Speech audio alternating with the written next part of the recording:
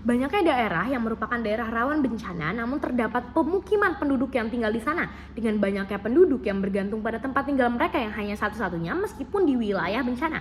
Maka dari itu, kami dari tim pemerintah mendukung diadakannya mitigasi bencana dan bukan hanya relokasi. Perlu diketahui bahwa mitigasi bencana merupakan upaya yang dilakukan untuk mengurangi atau meminimalisir resiko serta dampak negatif dari suatu bencana. Sedangkan relokasi merupakan upaya untuk memindahkan pemukiman penduduk ke daerah rawan bencana ke daerah yang lebih aman. Poin setup dari kami cukup mudah. Kami hanya menginginkan dan mendukung bahwa yang seharusnya menjadi prioritas negara adalah mitigasi bencana dan bukan adanya relokasi pada daerah rawan bencana. Tujuan dari diprioritaskannya mitigasi ini adalah karena sudah seharusnya pemerintah meminimalisir resiko dari bencana. Karena bencana alam bukanlah sesuatu yang bisa kita atur, prediksi, ataupun kita hindari. Maka dari itu banyaknya daerah yang menjadi rawan bencana. Lalu jika hanya diadakan relokasi seperti yang didukung oleh tim oposisi, mau diapakan daerah yang rawan bencana tersebut? Dan apakah daerah yang rawan bencana harus ditinggalkan atau diabaikan? Maka dari itu kami mempunyai 3 beban pembuktian, yaitu yang A, mengapa mitigasi jauh lebih menguntungkan dan unggul dibandingkan relokasi. Lalu yang B, mengapa dengan memprioritaskan mitigasi dibandingkan relokasi dapat menangani masalah atau keamanan penduduk yang hidup dan beraktivitas di daerah bencana. Dan yang C, bagaimana jika sekalipun ada kekhawatiran dari tim oposisi atau skenario buruk dari kami, namun argumentasi kami tetap dapat dimitigasi.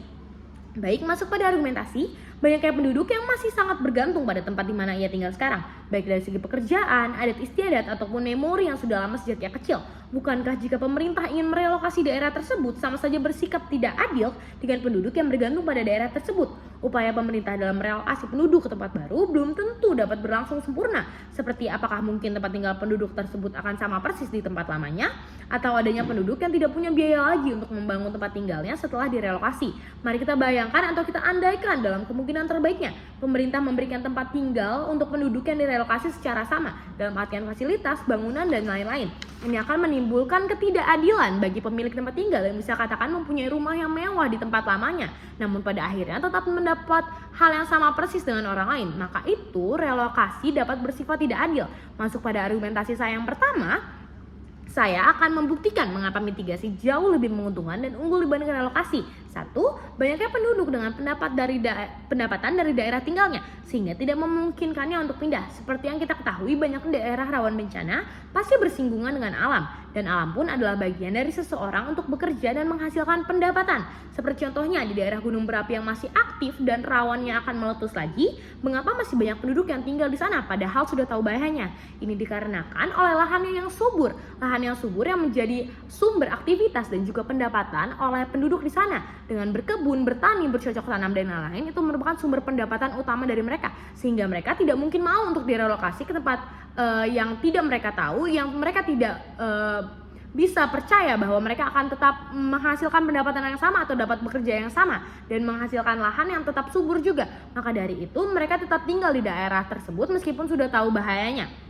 Yang kedua, relokasi memerlukan dana dan juga tenaga yang lebih besar serta melibatkan lebih banyak penduduk dari mitigasi. Relokasi perlu mencari tempat atau lahan aman yang sesuai dengan spesifikasi khususnya yang dianggap tidak lagi rawan bencana dan lebih aman. Maka dari itu membutuhkan waktu yang lama untuk mencari tempat seperti itu dan mengerahkan orang-orang yang lebih banyak juga untuk mencari tempat seperti itu. Dan juga jika kita pikir setelah dapat lahan langsung bisa direlokasi, itu tidak mungkin karena pemerintah harus membangun fasilitas dan juga tempat tinggal yang aman dan nyaman juga untuk penduduk yang akan direlokasi dan mereka tetap bisa hidup seperti sebelumnya. Maka dari itu membutuhkan waktu yang lama untuk membangunnya, membutuhkan dana yang sangat banyak untuk membangun fasilitas dan tempat tinggal ulang seperti itu, dan membutuhkan orang-orang yang lebih banyak juga. Dan juga diperlukan untuk peran penduduk yang akan pindah dari satu titik ke titik lainnya untuk mengemas barang, untuk transportasinya dan lain-lain. Maka dari itu akan membutuhkan banyaknya peran penduduk juga dan menyusahkan. Maka dari itu dengan adanya mitigasi itu tidak perlu semua dilakukan. Mitigasi hanya perlu menghadirkan ahli supaya mereka mencari tahu bagaimana cara menanggulangi, meminimalisir dampak dari bencana-bencana tersebut, dan juga mereka dapat meningkatkan kesadaran masyarakat tentang bagaimana cara meminimalisir dampak dari bencana tersebut. Maka tidak perlu menghamburkan uang sebanyak itu dan memakai tenaga orang sebanyak itu dan dalam waktu lama mereka tidak perlu itu dalam mitigasi, dan mitigasi ini menjadi lebih efisien. Lalu yang B, mengapa dengan memprioritaskan mitigasi dari relokasi dapat menangani masalah atau keamanan penduduk yang hidup di daerah rawan bencana? Dengan ditingkatkannya upaya pemerintah dan kesadaran masyarakat, maka masyarakat lebih siap mencegah bencana dimanapun ia berada. Makanya mitigasi ini lebih baik dibanding relokasi. Bayangkan jika hanya relokasi, suatu penduduk dipindahkan dari lahan A ke lahan B, namun yang dianggap lahan B ini tidak akan terjadi bencana lagi. Terus lalu tiba-tiba terjadi bencana, apa yang akan terjadi? Penduduk tidak akan tahu bagaimana cara meminimalisirnya. Maka dari itu mitigasi lebih penting. Mitigasi di mana penduduk nanti akan diberikan kesadaran penuh, diberikan arahan bagaimana cara meminimalisirnya. Jika suatu saat bencana itu terjadi, penduduk juga tahu bagaimana cara meminimalisirnya, dan pemerintah juga dapat menanggulanginya.